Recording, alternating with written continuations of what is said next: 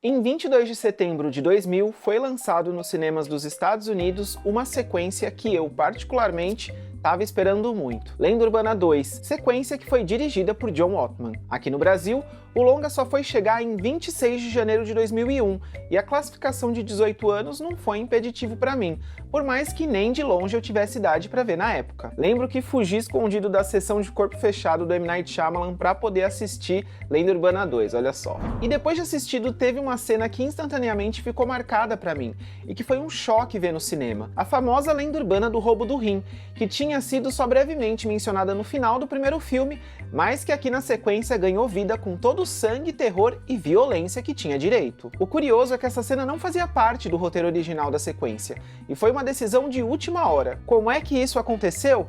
Bora conhecer a história por trás dessa cena do roubo do rim, que goste ou não de Lenda Urbana 2, não dá pra negar que é uma cena brutal e incrível. Vale avisar que esse vídeo pode ter alguns spoilers sobre as mortes e alguns acontecimentos cruciais da história de Lenda Urbana 2, já que eu vou comentar sobre algumas viradas da história para poder explicar melhor como a cena do roubo do rim foi concebida, escrita, dirigida e montada para que fizesse sentido dentro do filme.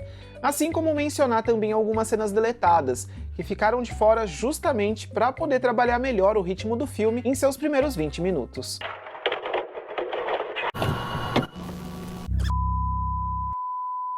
Antes de chegar na cena do roubo do rim, é interessante contextualizar e relembrar tudo o que acontece até lá para entender o que foi cortado, alterado e por que também os produtores achavam que algo precisava ser feito para melhorar esse começo de Lenda Urbana 2. Então já aproveita para deixar um like e se inscrever por aqui no Filmes Encontrados para receber sempre os conteúdos, porque toda semana tem conteúdo novo por aqui. Agora vem comigo. I got a good story. Yeah, it's about a campus serial killer who murders 8 students. Urban legends. They had this like creature on the wing of the plane.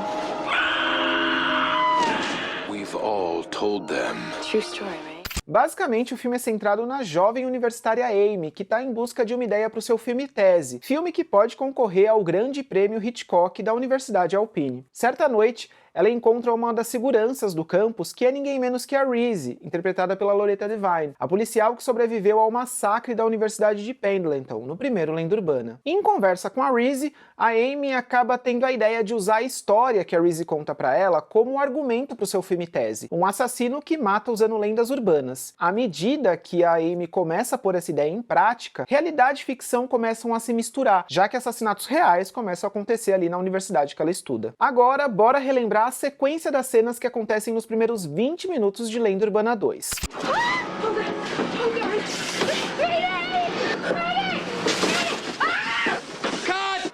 She's no Jamie Lee Curtis, right?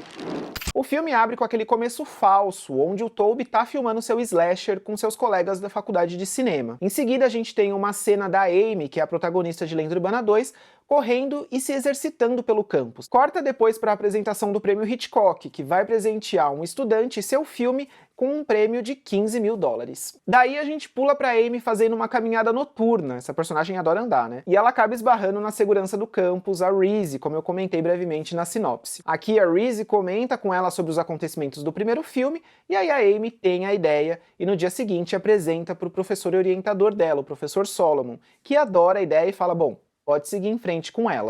Take 2. To film them. The movie is about a serial killer whose murders are all based on urban legends. That's pretty cool. É aqui que a gente entra na cena mais famosa de Lenda Urbana 2 e que se destaca fortemente do restante do filme, como um dos momentos mais aterrorizantes e chocantes dessa sequência. O primeiro assassinato, com a lenda do roubo do rim. Esse momento se divide em duas partes. A apresentação dos personagens Lisa e Travis, também estudantes de cinema, ali tomando um drink num bar para comemorar o término das filmagens do filme do Travis, e nessa cena o Toby também está presente, observando os dois amigos ali de longe. Lembrando que o Toby é o estudante de cinema que está fazendo o filme lá do slasher no avião, que é aquela cena que abre o filme, lembra? Enquanto a Lisa e o Travis conversam, alguém coloca algo na bebida que logo é servido para eles.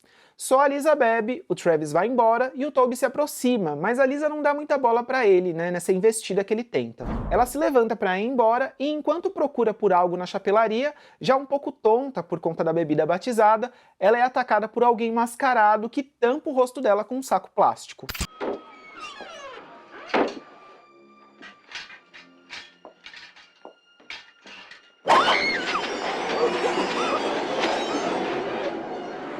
Daí a coisa começa a ficar feia mesmo. A gente pula do bar para um local extremamente estranho, com azulejo do chão quebrado e as paredes sujas. Um lugar que parece realmente muito sujo. Lisa acorda em uma banheira de gelo e percebe que um de seus rins foi removido. Desesperada, sem ainda entender como chegou ali, ela nota que quem a sequestrou tá na casa e ela consegue enxergar ali pelo corredor que dá para a porta do banheiro que ela tá, que tem alguém ali na cozinha, né, o assassino que sequestrou ela. Então ela se levanta, consegue trancar a porta e agora precisa encontrar uma maneira de escapar, já que nem a polícia acredita nela depois de uma ligação frustrada pelo celular, né, acreditam em ser um trote. A tensão aumenta à medida que o assassino segue tentando abrir a porta a todo custo. A Lisa então decide tentar fugir pela janela do banheiro, enquanto tenta lidar com um cachorro feroz que tá preso ali no quintal do lado de fora da janela. Nisso, o assassino consegue entrar no banheiro e agarra a Lisa pelas pernas. Ele puxa ela pelo machucado enquanto ela grita de desespero e muita dor.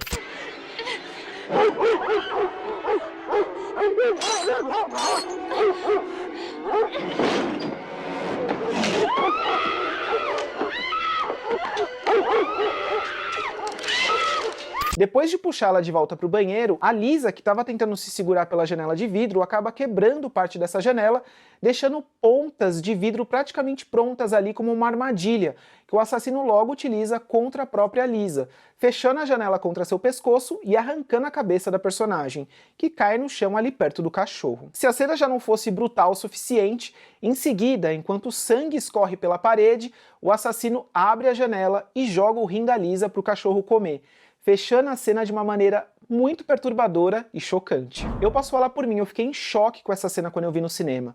Foi aqui que eu pensei, por isso que a classificação desse filme é 18 anos. Se já começou assim, imagino o que ainda vem a seguir. E bom, esse é realmente o momento mais violento e chocante de Lenda Urbana 2. As demais mortes são mais leves, e a explicação para isso é muito simples. Essa cena do roubo do rim não existia.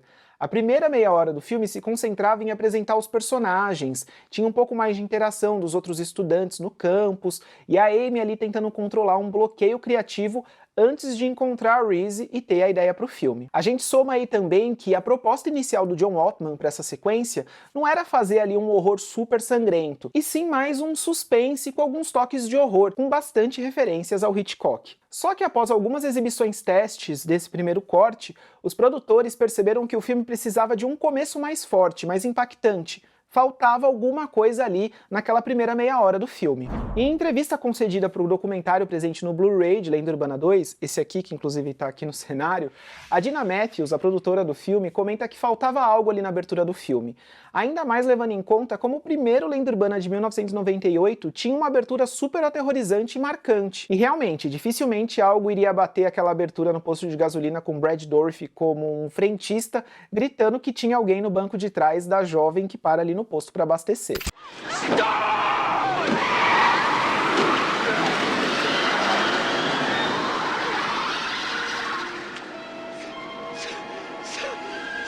Someone's in the back seat!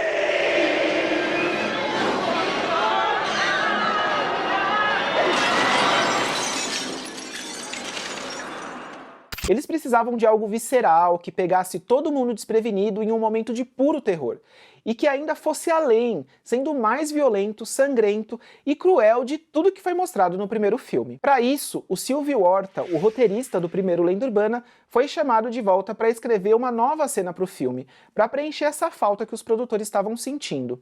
O filme claramente precisava de uma abertura mais aterrorizante, e assim nascia a morte da Lisa e o roubo do rim. Nessa nova cena a gente tem uma nova personagem, a Lisa, vivida pela atriz Jacinda Barrett, que aqui interage com outros dois personagens importantes da trama, o Travis, interpretado pelo Matthew Davis, e o Toby, interpretado pelo Anson Mount.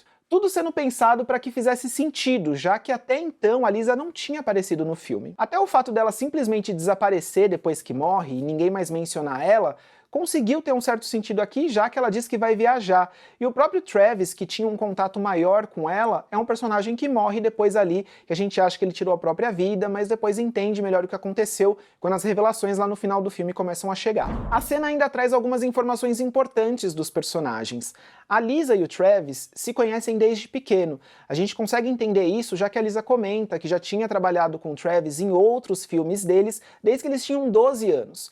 Então dá pra ver que eles eles têm ali um laço muito maior de amizade, o que traz um peso maior para a personagem também, já que ela tem uma ligação profunda com outro personagem importante do filme. So do I get a private screening when I get back into town? I don't know. We'll have to see about that. Come on, Trav. I worked my ass off on your film and every other film you've done since you were 12. I know you did, and I love you for it. Thanks. Mas bem, nem todos os créditos dessa cena se devem ao Sylvie Horta. O diretor John Ottman também improvisou e assumiu algumas decisões que levaram essa cena a outro nível. Nos comentários em áudio que ele gravou para o DVD e Blu-ray do filme, o John Ottman comenta algumas decisões criativas que fizeram bastante diferença no resultado final. Como, por exemplo, as duas portas existentes no corredor ali que separavam a Lisa do assassino na casa quando ela acorda ali na banheira cheia de gelo. O que gerava uma tensão maior do assassino tentando chegar nela. Não era só uma porta, né? Ele tinha vários empecilhos ali naquele corredor até conseguir chegar nela.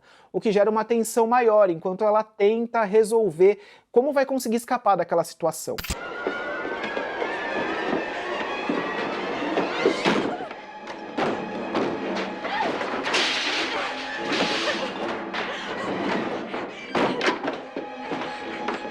Um outro ponto importante também, nesse sentido de ter duas portas e ter essas duas situações acontecendo ao mesmo tempo, era que o diretor podia cortar ali de um momento para o outro. Enquanto a gente tentava ver a Lisa ali ligando para a polícia, tentando escapar de alguma forma, tentando entender o que estava acontecendo, a gente tinha também um assassino tentando a todo custo ali destrancar aquela porta e chegar na Lisa. Tem até um momento bem tenso que a gente vê os dedos do assassino tentando abrir o trinco, o que só aumenta ali o nosso nervosismo que tá torcendo para que a Lisa consiga escapar antes do assassino destrancar a porta.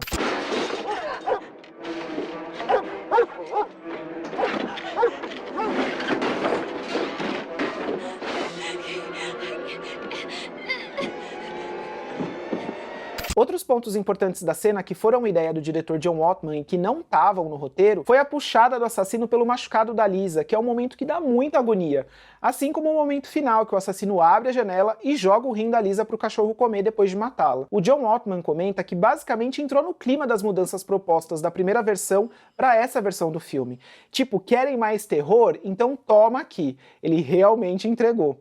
Ele até comenta uma curiosidade inusitada de que o gelo que estava presente na banheira era na verdade feito de silicone e era extremamente pesado, o que dificultava muito os movimentos da atriz Jacinda Barrett em levantar assustada quando a personagem acordava. O resultado final realmente impressiona e a cena inteira se destaca muito no filme, se tornando um dos momentos mais marcantes, não só de Lenda Urbana 2, como da franquia toda. Eu acho que é um dos momentos assim que se destacam muito na franquia. Com isso, agora a gente tinha um momento super tenso no filme que começava ali nos 13 minutos e 33 segundos com a cena do bar e que se encerrava no banheiro, lá onde a Lisa é assassinada, em 20 minutos e 15 segundos, né, quando a cena do banheiro finaliza. Antes disso, a primeira morte na tela, sem a gente contar com a morte do Travis, que acontece off-screen, seria da Sandra, interpretada pela Jessica Caulfield, lá por volta de meia hora do filme. Algo que deixava uma pulga atrás da orelha dos produtores, que achavam que o filme precisava de um começo mais ágil e assustador. Aqui vale um parêntese para dizer que, apesar de ter aceitado o convite para escrever a cena do roubo do rim, o Sylvie Horta não era o roteirista de Lenda Urbana 2. O roteiro foi assinado pela dupla Paul Harris e Scott Derrickson, ele mesmo, que anos depois iria dirigir filmes como A Entidade e O Telefone Preto. Antes mesmo de dirigir seu primeiro longa de horror, né, o Hellraiser Inferno, também de 2000, o Scott Derrickson foi um dos nomes que assinou o roteiro de Lenda Urbana 2, olha só. E bem, a inclusão das cenas com a personagem Lisa na abertura não foi a única mudança para deixar o começo de Lenda Urbana 2 mais redondo. Algumas cenas acabaram ficando de fora do corte do filme para que alguns eventos acontecessem mais rápido. Antes da morte da Lisa entrar na montagem do corte final, a gente tinha algumas cenas nesse começo que envolviam mais interação dos demais personagens com a Amy, com os estudantes saindo ali do prédio após uma aula, conversando sobre o prêmio Hitchcock, e duas cenas da Amy tentando escrever o roteiro do seu filme, que na montagem entrariam ali antes e depois do encontro com a Reese. A primeira seria uma montagem de cenas com a Amy, um bloqueio criativo, ela até tá brincando com o lápis, coloca no ouvido, depois coloca na boca, enfim. E depois a gente teria um momento dela mais criativo, né, com ela já escrevendo o roteiro e criando as cenas ali do seu filme. Parando para pensar em termos de montagem e ritmo, no primeiro corte de fato ficava faltando algo que estabelecesse uma sensação de perigo e terror logo ali no primeiro ato. A gente não pode esquecer que essa nova cena de terror com um assassinato brutal não poderia acontecer quando o filme abre, já que a Amy nem tinha ainda a ideia para o seu filme, que só vem depois que a Reese entra em cena. A filmagem do slasher do Tobe era uma saída interessante para abrir o filme com uma cena de horror sem ainda ter o real assassino de lenda urbana cometendo os crimes. Os assassinatos reais só poderiam começar após a Amy contar a ideia do seu argumento de filme tese para o professor Solomon, que é quem vai utilizar as lendas urbanas para matar os estudantes de cinema. E por isso que a cena do roubo do rim poderia se encaixar ali, após a conversa da Amy e do Solomon. O que faltava para essa cena acontecer ainda nos primeiros 15 minutos do longa era só enxugar um pouco mais as cenas iniciais, que não necessariamente eram essenciais para contar a história. Vale mencionar aqui que o John Ottman, além de dirigir e compor a trilha sonora de Lenda Urbana 2, também assinou a edição do longa, esta ao lado do montador Rob Cobrin. Ainda que eu goste bastante dessas cenas deletadas que estão presentes no DVD do filme, o ritmo do longa funciona bem melhor como ficou no corte do cinema, o corte oficial, sendo o acréscimo da apresentação e morte da personagem Lisa uma mudança que deixou os primeiros 20 minutos do filme muito mais interessantes e aterrorizantes.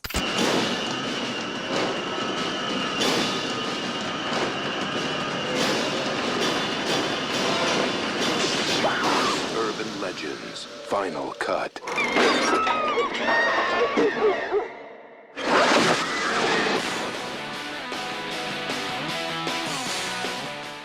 Mas e aí, o que você acha dessa cena do roubo do rim? Te marcou? Você gosta de Lenda Urbana 2? Também concorda que ela foi uma boa adição pro filme? Pra mim, fez toda a diferença. E eu amei poder falar um pouco sobre Lenda Urbana 2 aqui no Filmes Encontrados, que é um slasher que eu tenho muito carinho e memória afetiva envolvida. Só eu sei o quão ansioso eu tava pra assistir essa sequência quando ela foi anunciada e quando finalmente entrou em cartaz. Eu tenho guardado até hoje um recorte de jornal com anúncio, deixa eu pegar aqui, eu deixo guardado no DVD, que é o anúncio de jornal do filme. Atrás até tem a programação de cinema da época, e tá escrito aqui Corpo Fechado. É o filme que eu comprei o ingresso para assistir na época, que eu troquei de sala, como eu comentei lá no começo do vídeo. Eu lembro que eu esperei ali começar, Corpo Fechado, assisti um pouquinho do comecinho do filme, e aí já tava dando o horário da sessão de Lenda Urbana 2, aí saí da sala e fui lá para conferir a sequência que eu tava doido para assistir. Espero que você tenha curtido esse vídeo, muito obrigado por ter assistido até aqui, deixa um like se gostou e se inscreve pra gente se ver no próximo vídeo, porque toda semana tem conteúdo novo aqui no Filmes Encontrados. Até lá!